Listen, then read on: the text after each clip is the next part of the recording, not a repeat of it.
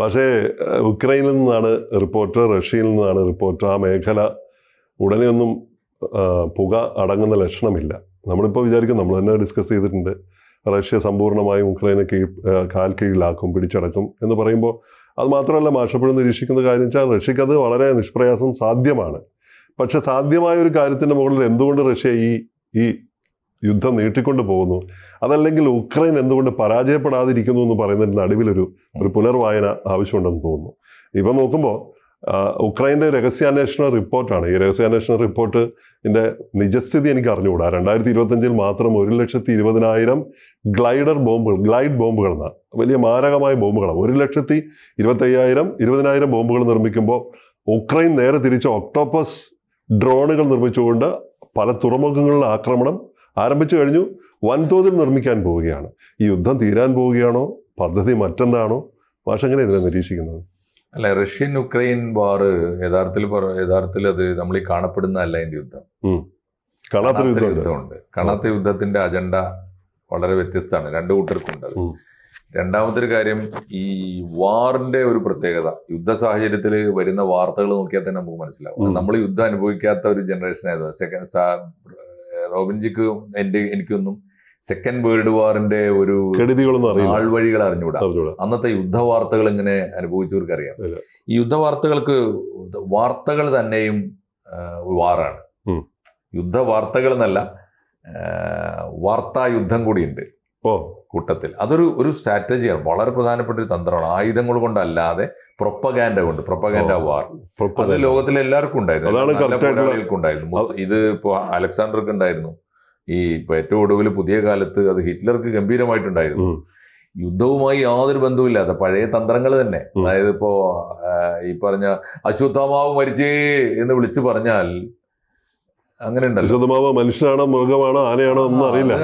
അടുത്ത സ്വകാര്യ ആത്മകഥം പോലെ പറയും അശ്വത്ഥാമാവ് എന്ന ആന പതുക്കെ പറയുന്നതാണ്. അപ്പൊ അതുണ്ടാക്കുന്ന ഒരു പ്രകമ്പനം എന്തായിരിക്കും?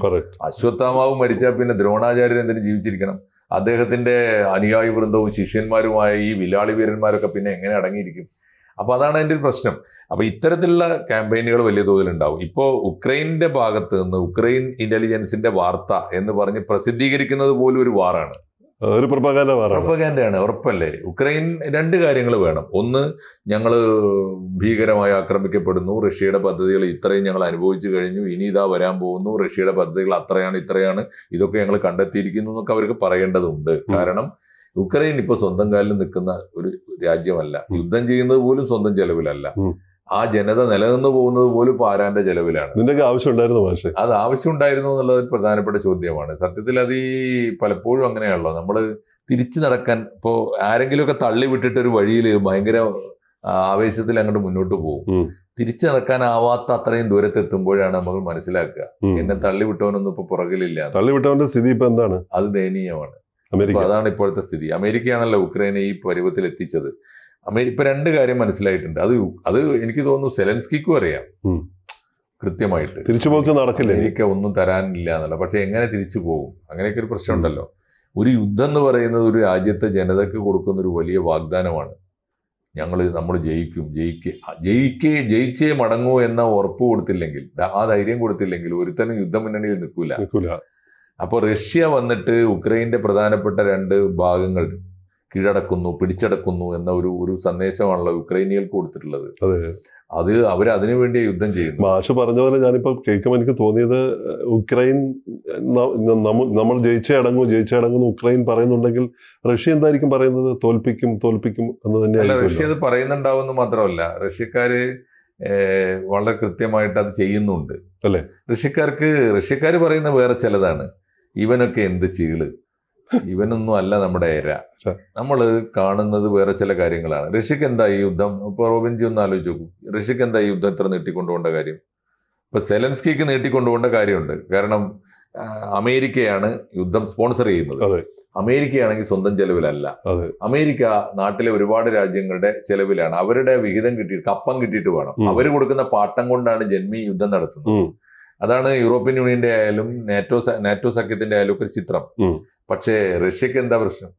റഷ്യക്ക് ഇവന്റെ ഒന്നും ചെലവിലല്ല. റഷ്യക്ക് 15 കൊല്ലം തുടർച്ചയായിട്ട് യുദ്ധം ചെയ്യാനുള്ള ശേഖരിപ്പ് അവരുടെ ആയുധത്തിലുണ്ട്, എണ്ണയിലുണ്ട്, പണമുണ്ട്. എന്താ ചെയ്തുകൂടെ? എന്താ റഷ്യക്ക് ഈ യുദ്ധം അവസാനിപ്പിച്ചാൽ? റഷ്യക്ക് അജണ്ട വേറെയുണ്ട്. ആരെയാ ലക്ഷ്യമിടുന്നത്? റഷ്യ ലക്ഷ്യമിടുന്നത് ഒന്ന്, നമ്പർ 1 അമേരിക്കയെ എക്സ്പോസ്ഡ് ആക്കണം. അമേരിക്കക്ക് ഒന്നും ചെയ്യാനും ശേഷിയില്ലാത്ത ഒരു രാജ്യമാണെന്ന് തെളിയിക്കണം. നമ്പർ 1. നമ്പർ 2, അതുകൊണ്ട് തന്നെ അമേരിക്കയെ ഡിപ്പെൻഡ് ചെയ്യുന്നവർ ആരൊക്കെയാണ് ഇനിയും എന്ന് ബോധ്യപ്പെടുത്തണം. അപ്പോൾ യൂറോപ്യൻ യൂണിയനിൽ ആരൊക്കെ ഇപ്പോഴും അമേരിക്കയെ വിശ്വസിക്കുന്നുണ്ട്, അത് അവർക്ക് ബോധ്യപ്പെടുത്തണം. നാറ്റോ സഖ്യം എന്ന് പറയുന്ന ഒരു സാധനം ഇനി ആവശ്യമുണ്ടോ? UN എന്ന് പറയുന്ന ഒന്ന് ഉണ്ടെങ്കിൽ അത് ആരുടെ കൺട്രോളിൽ വരണം? ഒക്കെയുള്ള ചോദ്യം. അമേരിക്കയുടെ കൺട്രോളിൽ നിൽക്കുന്ന കാലത്തോളം, അമേരിക്കക്ക് വീറ്റോ പവർ ഉള്ള കാലത്തോളം UN കൊണ്ട് ഇത്തരം അന്താരാഷ്ട്ര ഏജൻസികളിലൊക്കെ മാറ്റം വരേണ്ടതുണ്ട്. ഇതിനു വേണ്ടിയാണ് ഇപ്പോൾ ഒരു കാര്യം, ആരെങ്കിലും നമ്മൾ വിചാരിക്കുമോ സാധാരണഗതിയിൽ കഷ്ടിച്ച് നിവൃത്തികേട് കൊണ്ട് യുദ്ധം ചെയ്യുന്ന ഒരു രാജ്യമാണെങ്കിൽ ലക്ഷക്കണക്കിന് പട്ടാളക്കാരെ കൊണ്ടുപോയിട്ട് കോടിക്കണക്കിന് ഈ പണം ചെലവഴിച്ചിട്ട് ഒരു യുദ്ധം ഉക്രൈനിൽ നടത്തിക്കൊണ്ടിരിക്കുമ്പോൾ അതേ സമയത്ത് റഷ്യ പോയി പോളണ്ടിനെ ആക്രമിക്കുമോ? അതേ സമയത്ത് റഷ്യ പോയിട്ട് എസ്റ്റോണിയ ആക്രമിക്കുമോ? അപ്പൊ അതിന്റെ അർത്ഥം മാത്രമല്ല, ഇവരിങ്ങനെ തോണ്ടി നോക്കുകയാണ്. യൂറോപ്യൻ യൂണിയനിൽ ആരെങ്കിലും, യൂറോപ്യൻ യൂണിയൻ എന്നൊന്നും നിലവിലില്ല എന്ന് റഷ്യ തെളിയിച്ചു കഴിഞ്ഞു.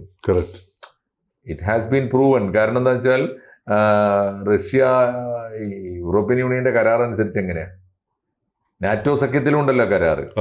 ഇവരുടെ ആർട്ടിക്കിൾ 4 എന്നൊക്കെ പറയുന്ന വകുപ്പ് അനുസരിച്ച് ഒരു രാജ്യത്തെ ആരെങ്കിലും ആക്രമിച്ചാൽ ബാക്കി എല്ലാവരും തേനീച്ചയെ പോലെ ചെന്ന് കടന്നൽ പോലെ കുത്തണം. എണ്ണം അനങ്ങിയോ? എല്ലാം കൊടുക്കണം. സാമ്പത്തിക സഹായം മാത്രമല്ല, എന്റെ രാജ്യത്തിന്റെ മുഴുവൻ പട്ടാളത്തെയും ഞാൻ ആ സഹോദര രാജ്യത്തിന് വേണ്ടി ചെലവാക്കണം എന്നാ. അങ്ങനെയാണെങ്കിൽ ഈ നിഷേധിച്ചു അല്ലേ? അതെ, 32 രാജ്യങ്ങൾ ഒരുമിച്ച് വന്ന് റഷ്യ ആക്രമിക്കണ്ടേ? അത് വരുമോ എന്നാണ് റഷ്യ നോക്കിയത്.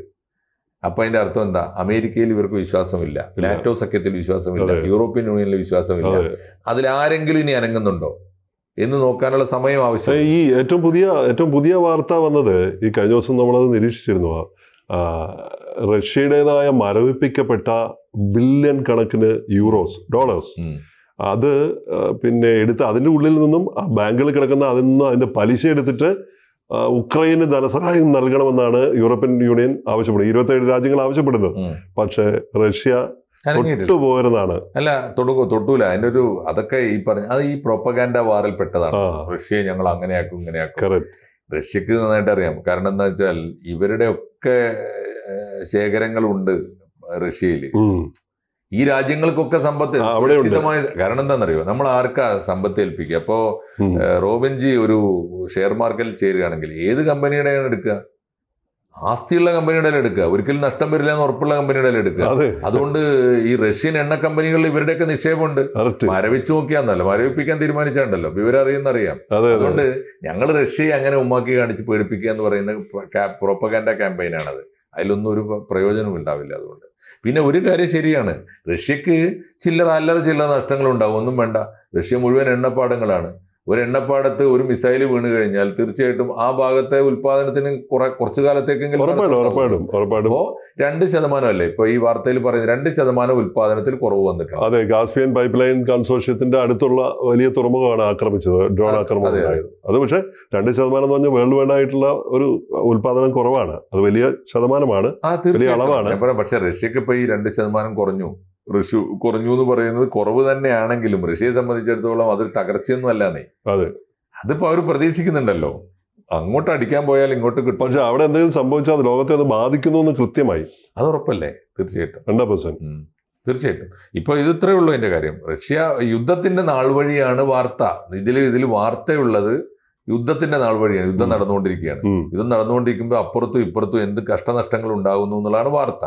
ഈ വാർത്ത ഉക്രൈൻ ഏജൻസി പുറത്തു വിടുമ്പോൾ അതിൽ ചില ലക്ഷ്യങ്ങളുണ്ട്. അത് ക്യാമ്പയിൻ വാർ കൂടിയാണ്. നമ്മൾ അങ്ങനെ കണ്ടാൽ മതി. എന്തിനാണ് ഒരുപക്ഷെ ഇപ്പോൾ ഹിറ്റ്ലറുടെ കണക്കെടുക്കുമ്പോൾ എല്ലാവർക്കും ഉണ്ടായിരുന്നു, എല്ലാം നല്ല ചക്രവർത്തിമാർക്കും അതുണ്ടായിരുന്നല്ലോ. അപ്പൊ ഹിറ്റ്ലർ എന്തിനാണ് ഗീബൽസിനെ പോറ്റിയത്? ഗീബൽസിന്റെ കയ്യിൽ വലിയ ആയുധവും വില്ലാളി വീരണമൊന്നും അല്ലല്ലോ, നുണ പറയാൻ വേണ്ടി മനുഷ്യനാണ്. അദ്ദേഹത്തിന് ഉണ്ടായിരുന്നത് ഒരു ശക്തമായ നാവാണ്. അപ്പോ ഏത് നുണയും ഉൽപ്പാദിപ്പിക്കുകയും അത് ശക്തമായി പ്രചരിപ്പിക്കുകയും ചെയ്യുന്ന ഒരു നാവ്.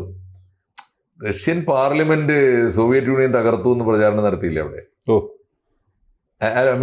ജർമ്മൻ കാരണം parliament German parliament Soviet union ചെന്ന് തകർത്തിരിക്കുന്നു എന്ന് പ്രചരണം നടത്തിയില്ലേ? വിശ്വസിച്ചില്ല. അത് അന്നത്തെ ലോകം അങ്ങനെ കേട്ടോ. അന്ന് ഇന്നത്തെ പോലെ ഈ സോഷ്യൽ മീഡിയ കമ്മ്യൂണിക്കേഷൻ കെയർ ഓഫിൽ അടിച്ചില്ലേ പോയിട്ട്. അതെന്തിനാന്ന് വെച്ചാൽ ഈ പോരാളികളെ വീര്യം കൊള്ളിക്കാൻ നുണയെ നേരാക്കുന്നു അല്ലേ? നേരാക്കും. അതാണ് ഈ നുണയുടെ ഒരു ക്യാമ്പയിൻ. അങ്ങനെ ഗുണമുണ്ട്. അതിനെക്കുറിച്ചൊരു വിഖ്യാതമായ വാക്കുണ്ടല്ലോ, നുണ പടി കടന്നു പോയാൽ സത്യം തിരിച്ചറിയുമ്പോഴേക്കും അത് ഉലകം ചുറ്റി അത് 7 തവണയാന്ന് പറയുന്നത്. 7 പ്രാവശ്യമാണ്. അതാണ് എനിക്ക് ഒരു കാര്യം നമ്മൾ ആവർത്തിച്ച് പോയാൽ 7ാം തവണ എത്തുമ്പോഴത്തേക്ക് മാത്രമേ മാറിപ്പോകും. ഒരു ബന്ധം ഉണ്ടാവും. അതെ അതെ, കളികളിൽ കാണാം. കമ്മ്യൂണിക്കേഷനിൽ പറയുന്ന ഒരു സാധനമാണ്. തീർച്ചയായിട്ടും. അപ്പൊ എന്തായാലും റഷ്യ ലക്ഷ്യം വെച്ചിരിക്കുന്നത് കൃത്യമാണ്. ലക്ഷ്യം വെച്ചിരിക്കുന്നത് അമേരിക്ക തന്നെയാണ് അല്ലേ? അല്ല, റഷ്യക്ക് ഇതിലൊരു അജണ്ട ഉണ്ട്. അതിന് അവസരം ഉണ്ടാക്കി കൊടുത്തതാണ് അമേരിക്ക ചെയ്തത്.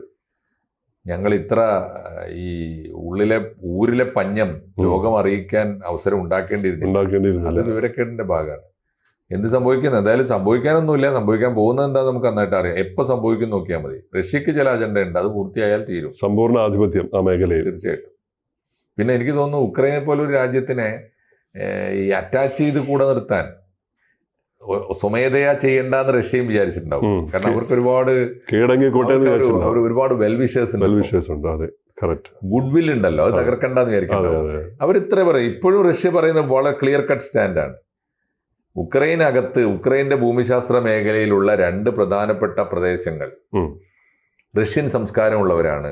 അവർക്ക് ആ സംസ്കാരം നിലനിർത്താൻ ഒന്നുകിൽ അവർ സ്വതന്ത്ര രാജ്യമാകണം, അല്ലെങ്കിൽ ഞങ്ങളോടൊപ്പം ചേരണമെന്ന് അവർ ആഗ്രഹിക്കുന്നു. അത് അനുവദിച്ചു കൊടുക്കൂ എന്നേ പറഞ്ഞിട്ടുള്ളൂ. ഞങ്ങൾക്ക് വേണമെന്ന് പറഞ്ഞില്ല. ന്യായമാണ്. ആര് കേട്ടാൽ ന്യായമാണ്. അതല്ല, അതിന്റെ പേരിലാണ് ഞങ്ങളെ ഈ ആക്രമിക്കുന്നതെങ്കിൽ നിന്നെയും കൂടി അറ്റാച്ച് ചെയ്തിട്ട് ഞാൻ നിർത്തൂ. അവരത് ചെയ്യുകയും ചെയ്യും. അതെ, തീർച്ചയായിട്ടും. അതാണ് സ്ഥിതി. എന്തായാലും എത്ര കാലം ഈ യുദ്ധം ഇങ്ങനെ മുന്നോട്ട് കൊണ്ടുപോകും? 361 ദിവസം. ഇനി എത്ര ദിവസങ്ങൾ ഇനി പോകും? എത്ര ദിവസമായി ഇപ്പോ? 1361 കഴിഞ്ഞു. 4 കൊല്ലമായി. 4 കൊല്ലം. തീർച്ചയായിട്ടും. ഇനി എത്ര കൊല്ലം പോകുന്നു കാത്തിരിക്കണം. തീർച്ചയായിട്ടും നമുക്ക് കാണാം. ശരി. കൂടുതൽ വാർത്തകളും വിശേഷങ്ങളും നിങ്ങളിലേക്ക് എത്താൻ ABC മലയാളം സബ്സ്ക്രൈബ് ചെയ്യുക, ബെൽ ബട്ടണും അമർത്തുക.